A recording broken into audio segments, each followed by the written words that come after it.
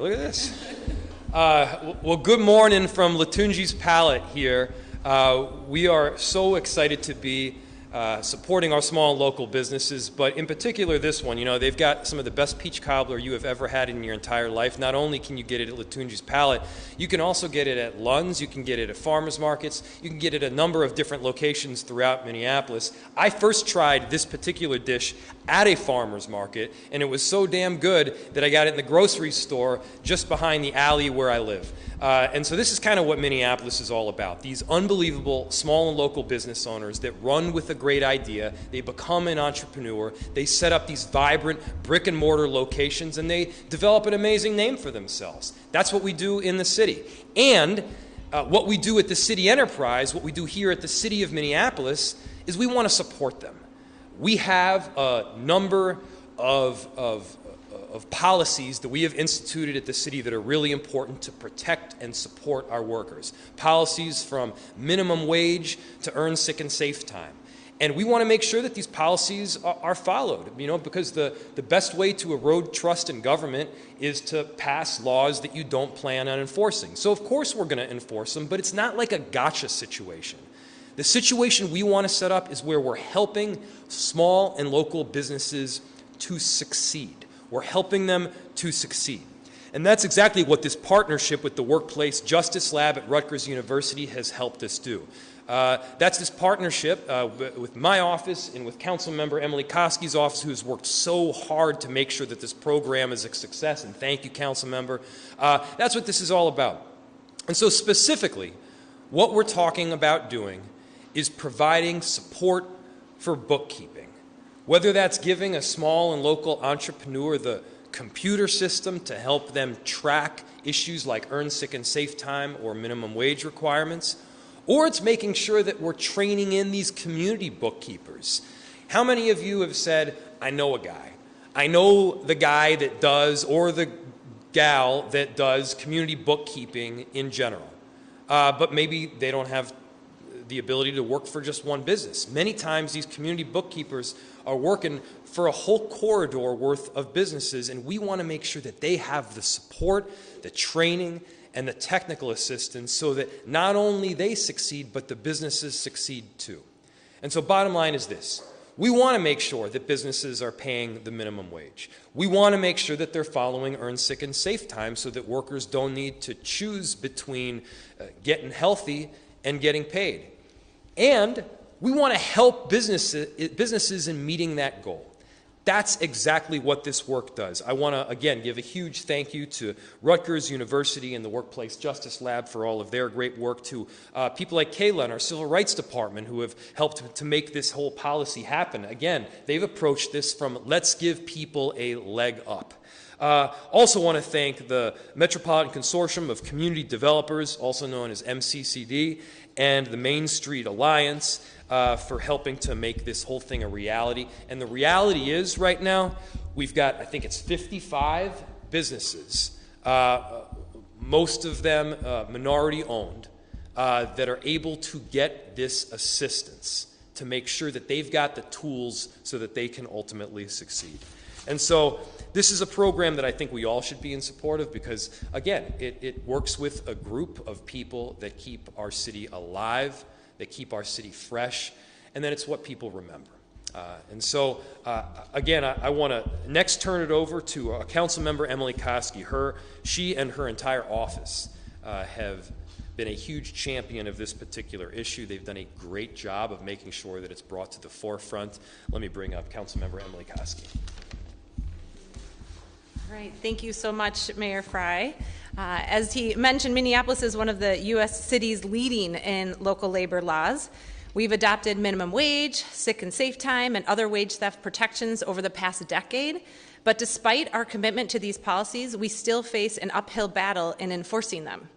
We focus on catching the big fish, employers who intentionally drive down local labor standards with the same old approach: complaints, lawsuits, fines, and more fines. But when it comes to the small fish, small micro businesses, that approach just doesn't work.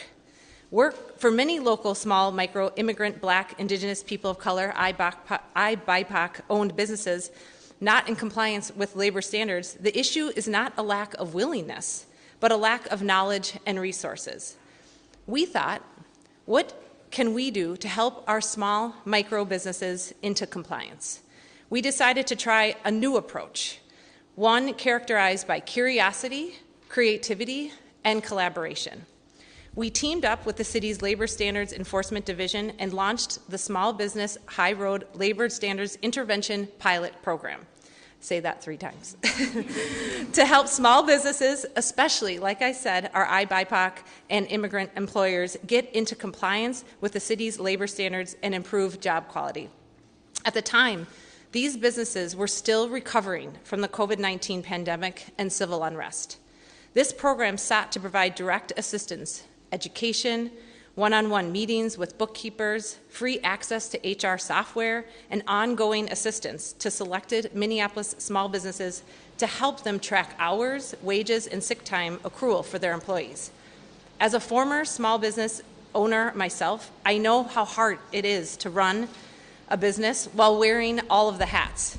You're front of the house, you're back of the house, you're customer service, you're the entire HR department when there's actually not an HR department in sight. Small business owners focus on the heart of their business, the skill, the craft, the service that they are providing, and it's hard to get to those administrative pieces of the business. But there are so many back office systems that make running a business so much easier. This program was the first of its kind in the nation to connect labor enforcement to business technical assistance services. Traditionally, and in the city of Minneapolis, these departments were siloed and separate from each other. But this pilot project provided support services to our I-BIPOC-owned small businesses to help them to achieve compliance. And now, as the pilot project adapts and grows, we are better poised and closer than ever to tackle this problem. We are so grateful to Rutgers' investment and support in this pilot and their support in helping us study the program and learn how we can improve and continue to grow. The ARPA funding that made this pilot project possible provided us with an opportunity to get creative, think outside the box, and invest in ideas and solutions. But as this funding sunsets, we can't let go of that out-of-the-box thinking because this is too detrimental to do that. With internal resistance, limited resources, and tight budgets, it's easy to defer back to the same old approach that we know, but that approach wasn't working.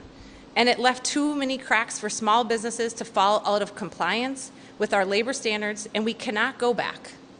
I am proud that this pilot project can serve as an example of the success we can and will achieve if we approach problems, the issues that we face with curiosity, creativity, and collaboration.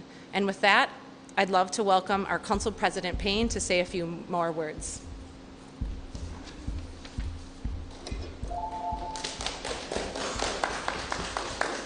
Thank you, Councilmember Koski. My name is Elliot Payne. I use he, him pronouns, and I'm the president of Minneapolis City Council. And before I was a council member, I was an entrepreneur. I was running my own business, so I know firsthand how hard it is to keep up with all of the requirements of running a business. And that's before you even factor in what is your service, who are your customers, how are you approaching the market, how are you even getting that first customer and invoicing them so that you can get paid.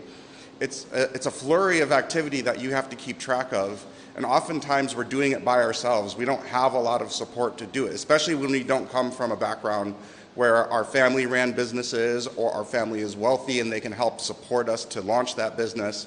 And so we as government are always looking out for the little person. And sometimes that's the worker, but oftentimes that's the small business owner that's just getting started and they don't have this vast array of resources available to them. And so it is a misnomer to think that it is workers versus employers. We don't have to pit each against each other. As a government, we can help support both thriving workers and thriving businesses in our city. I'm really grateful to the leadership of Councilmember Koski for making sure that when we were looking at how do we recover from this once-in-a-generation pandemic, that we were putting those stimulus dollars into a really, really productive place where we can be in a place where we can grow our small business community and recover that much faster and center those small business owners in that recovery. So I'm just really grateful to be here, and we stand really strongly behind small business in Minneapolis. And with that, I would like to introduce Kayla from our Civil Rights Department. Thank you so much. My name is Kayla Makanandiera, and I lead the Labor Standards Enforcement Division in the Minneapolis Civil Rights Department. We are very proud partners in this pilot program and really excited to be here today. The role of the Labor Standards Enforcement Division within the Civil Rights Department is to enforce the city's labor laws. That includes like the requirement for sick and safe time to be provided to workers. It includes things like making sure employers are paying folks the Minneapolis minimum wage or higher in their hourly wages. It also includes preventing wage theft. And we're a complaint-based enforcement mechanism. So how we enforce these laws is we receive complaints from members of the public when they believe these ordinances are being violated, and then we investigate them.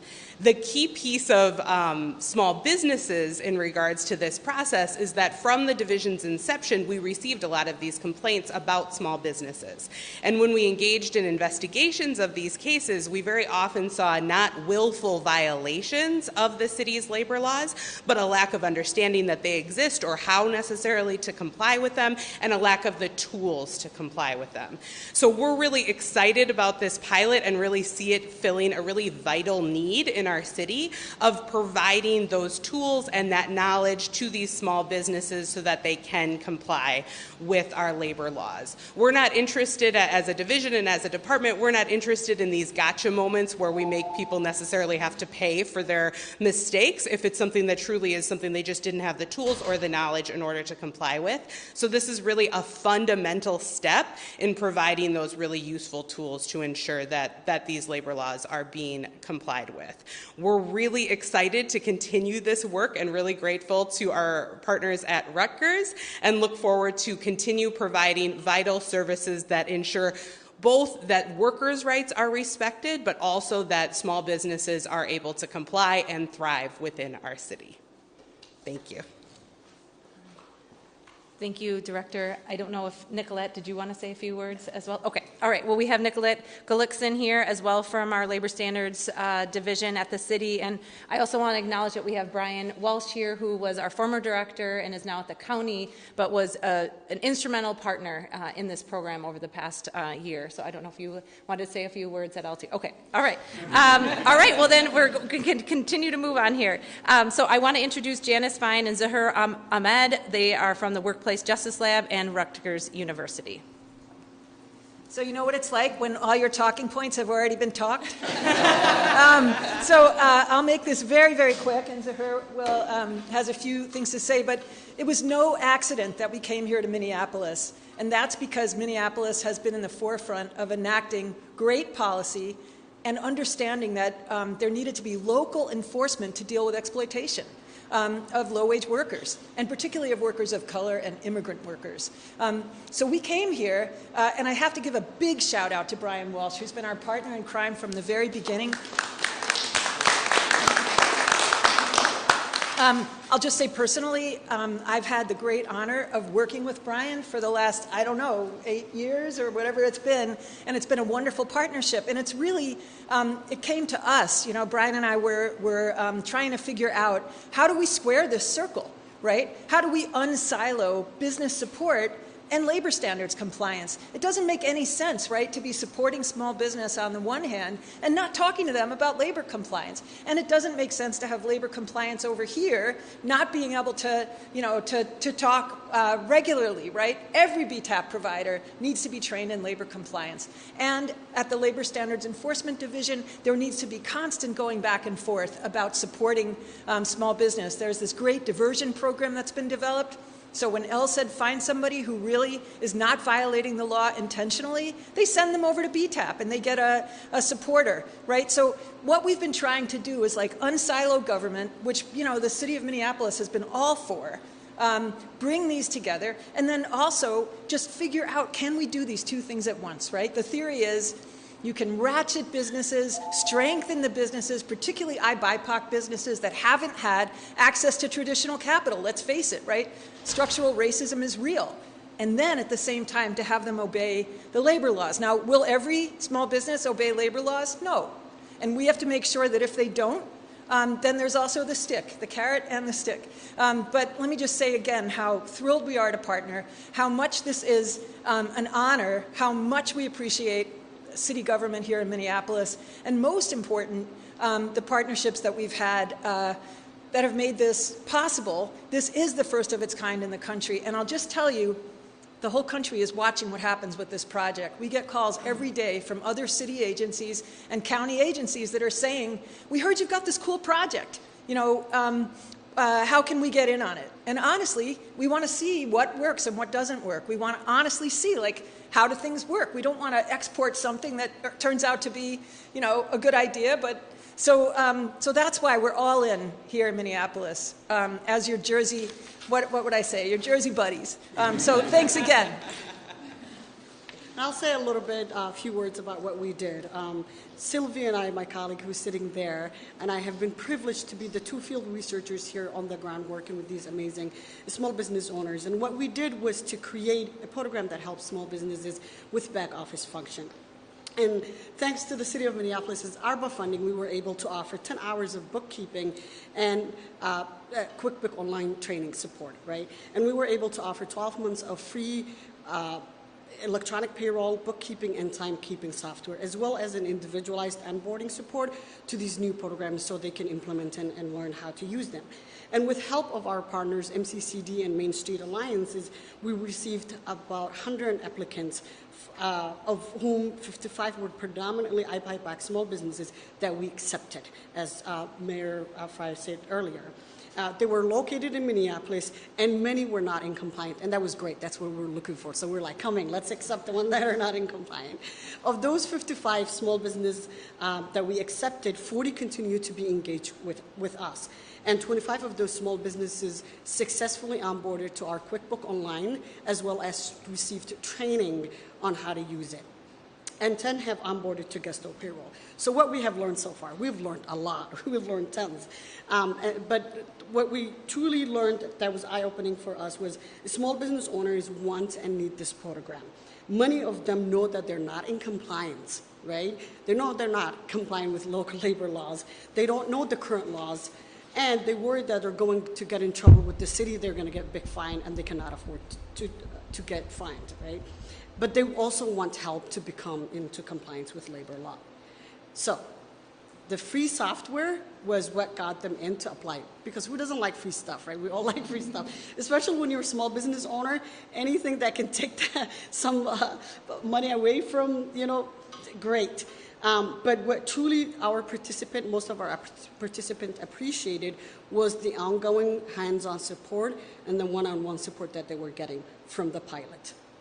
And so we also saw that payroll softwares that small businesses might buy to become in compliance with labor laws were not guaranteeing compliance with labor law. And that's because at the employee setup, which is the key intervention, it does not allow, it can allow them to bypass when they're starting up. So if they're putting a wage rate, their hourly wage lower than what the Minneapolis is, it doesn't give them a warning message, or it doesn't let them to stop and fix that. As well as if they want to bypass not putting in safe and sick time, it will not allow them, it will allow them to bypass, and it doesn't tell them, nope, you got to fill this out. So with that, we know that employee setup is the key intervention point to provide additional support to small businesses, and here's where we need to do most of the work to get them to make sure that they get the compliance right. We also learned the vital role of community bookkeepers as a trusted advisors. If they advised them not to participate in the pilot, they did not participate. If they advised them not to take advantage of the 12-month free software that we were providing, they said, nope, we were not going to switch from our current software that we were paying out of pocket to the free one that you have. And that's here where we discovered that these community bookkeepers are the key if we truly want to increase compliance. And for phase 2, we're working on that. I'll switch it over. Thank you so much, Zahir. Next, we have our amazing owner here. Latunji is here. We are so grateful for you opening up your space for us here today. But most importantly, we want to hear your story. You've been part of the pilot program and would love to know more about your story. Well, thank you very much. Thank you guys again so much for hosting this awesome event here at Latunji's Palette Bakery and Cafe. And I will try to be brief as I most possibly can, but I want to share a true fact. As a certified women's business enterprise, a requirement is they will send a request for your profit and loss statements, for your payroll, and right away they discovered a discrepancy. And instead of, because they want to help small businesses thrive, black and brown businesses thrive, they learned of this amazing program. And they sent me all of the details. And they said, I want you to apply immediately and let us know how that goes. Now, the discrepancies they discovered, I want to be very clear. The discrepancies that they discovered were from certified bookkeepers that I was working with, not every other month, but every month.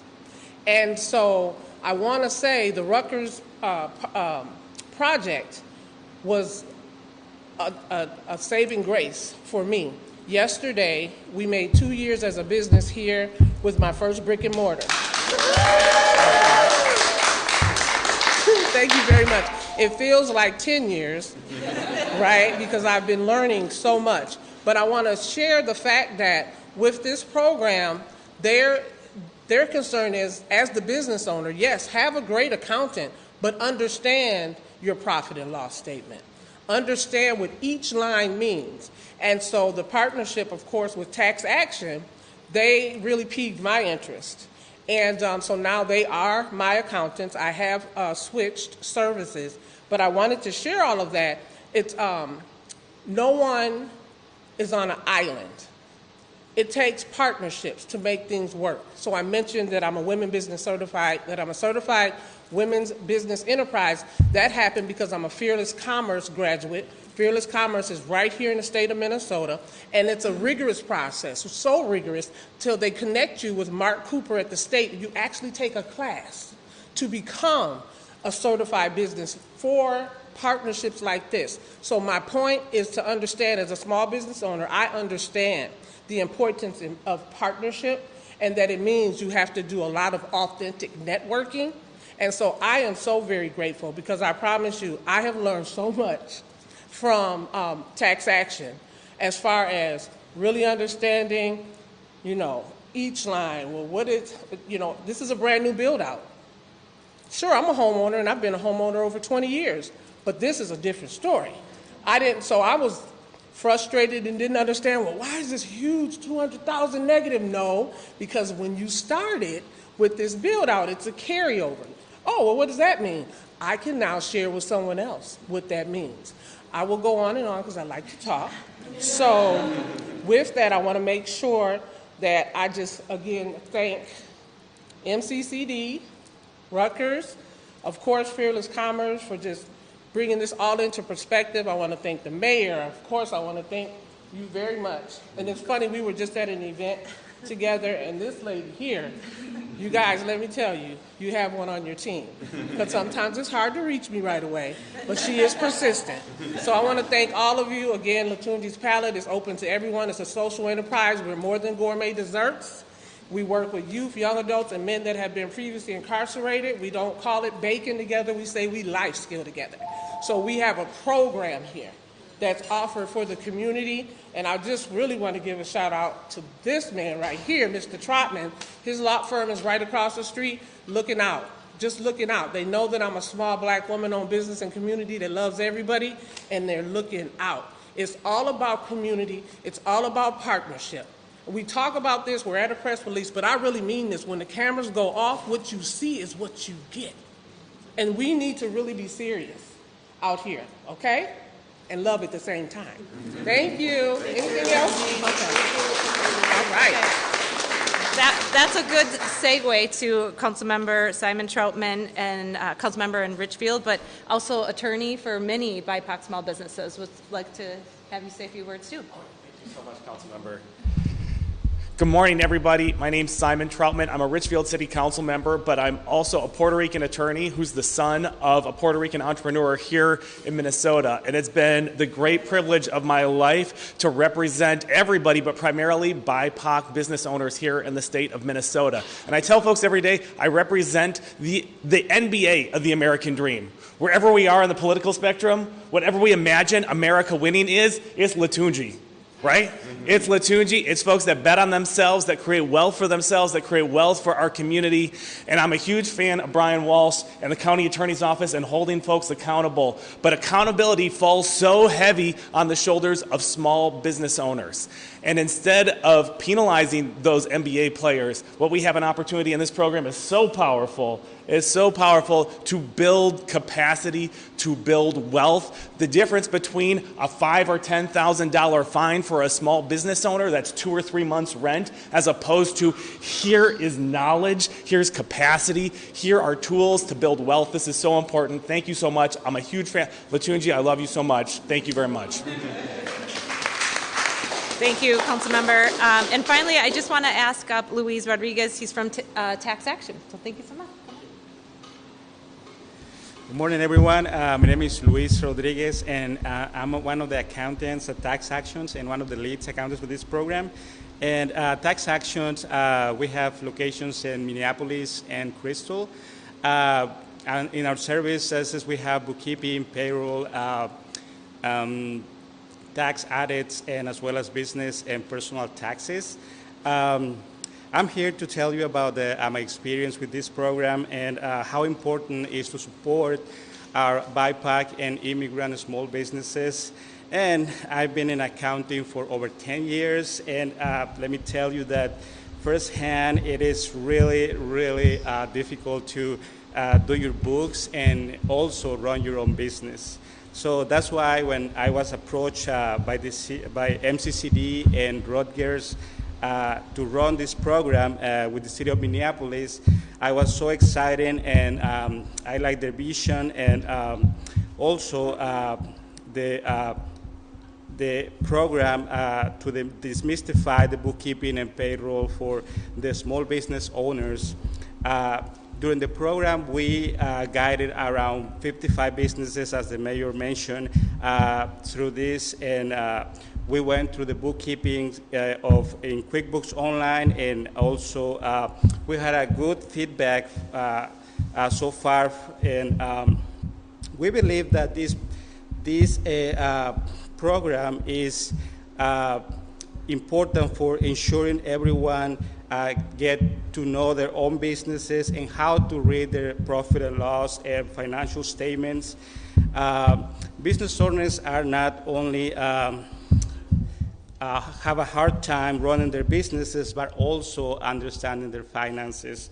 I can tell you an anecdote from one of the business owners. It was a participant that she used to manage her finances using Excel, and she used to spend countless of hours trying to make sense of their numbers and determine her profit. And also she was stressful when it was time to get ready for taxes. So when she was getting familiar with the program and starting learning the online accounting software that is QuickBooks, she experienced a wave of relief and excitement that she wondered loudly and said, like, why she had not been introduced to this software earlier. So now that she is able to put more energy to grow her business, and also instead of being stuck on tax calculations, she is more focused and growing her business. So this story reflects a transformative impact in this program, that to have small businesses helping owners to turn their passion into sustainable success. Thank you everyone for support this business and empower entrepreneurs and kind of helping to reach their goals and be successful in the businesses. Thank you. Thank you, Luis, and thank you everyone for being here. As you can tell, it does take partnership, like I said before, creativity, collaboration, to really think about what's the heart and the soul of the city of Minneapolis. And every one of us, we get up in the morning and it's our small businesses that we go to visit, whether it's our coffee or our pastry or it's a local gym. They really are the fabric of our city, and we want to do everything we possibly can to make sure that they are not only just surviving, but they're thriving. So thank you so much, and we'll open it up to questions as well. Any questions?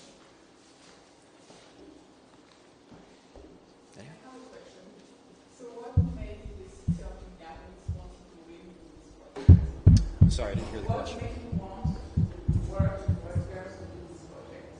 What makes us want to work with the residents? Rutgers. So Rutgers already had a program from the get-go, and I was talking with Brian Walsh just a second ago. This program, the beginning stages of it, it goes back about 3 years to when we were talking in 2021 about how to spend ARPA dollars. And one of the big pieces is let's work with trusted partners that already have a deep understanding of what, one, community needs, which we also know, but two, how to implement. Rutgers has done this kind of work for quite some time. They've got a serious expertise, and they also have a data system in place where we're able to track and adjust. And I think that's a prime example of what happened here, whereas we initially went in thinking, all right, we need to get businesses a computer system, a system of tracking software. And what we found out is the software probably wasn't the best way of getting it done, but these trusted community bookkeepers were the best way of getting it done. So we, in a sense, shifted slightly the program to be able to tend to where the need was most. And so, again, this is now 3 years later. We've used those ARPA dollars. They're going out to people that need them. And yes, Rutgers has been an amazing partner from the very beginning. You have anything else to add? Well, please. I'll just say that we couldn't have done this program unless there was interest in the city of Minneapolis. And we watched, what happened in Minneapolis in the last several years. And I have to say, you all have approached what your city went through with incredible grace and love and commitment. And, we're really, really, really inspired by you and excited to partner with you. And again, first of its kind, can't imagine another city we'd want to do it with more. And we're excited for the future. I don't even want to take another question after that one. Wait, but I have a question. Yeah. How many of you are entrepreneurs? You guys all said you were, okay, and children of entrepreneurs. So it's like insane, right? You said you were too, right? I don't know that I said I was. Business person? Yeah. Anyway, that was crazy. In the general sense, yes. We're all entrepreneurs, yeah. What's next for this program as the funding situation changes? Where's it going from this pilot project? So I can speak in part to that. So now obviously we haven't set up the budget for this year. That being said, we have a team that is working to assist small businesses on a daily basis.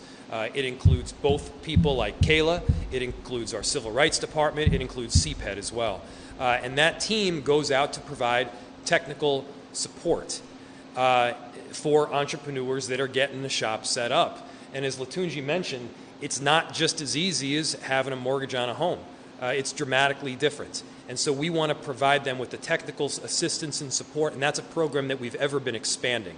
And so there's areas where we can actually embed this work in the work that is happening in our economic development department and also in civil rights.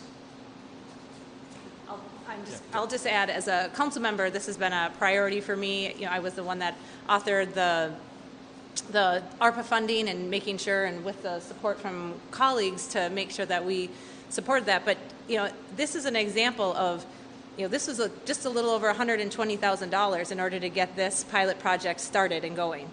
out of over $270 million that we got from ARPA.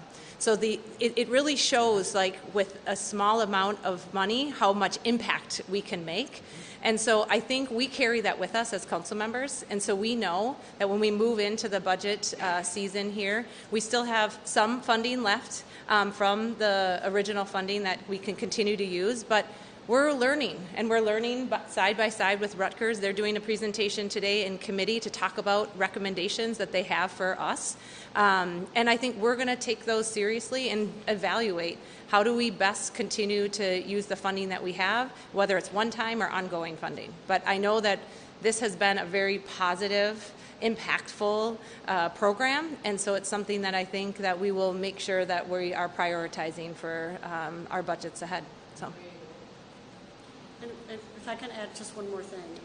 From our perspective, what we learned from phase one was really the critical role that community bookkeepers play, right? They're the trusted advisors. So for phase two, what we have already started was to talk to community bookkeepers and interview. We interviewed 28 bookkeepers and asked them what was their knowledge and their clients' knowledge about labor laws.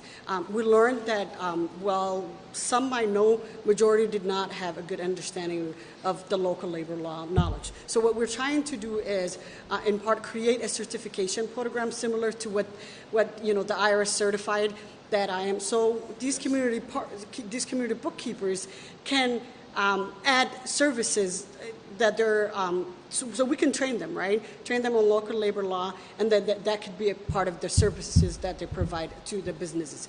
Again, business owners trust their community bookkeepers, and they wear too many hats for them to implement or to switch to new softwares.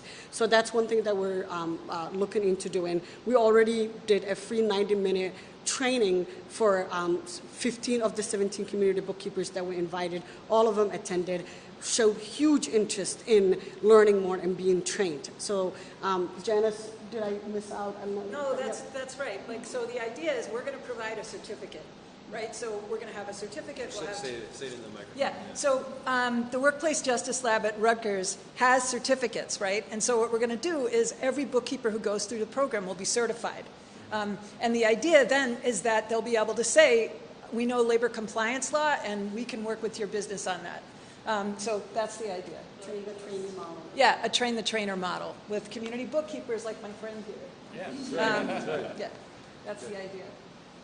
Anybody And else? also community bookkeeping network as well. Create a network. And also create a network, a community bookkeeper network as well. Any other questions? Great. Thank you, everybody. Thank you. Yeah.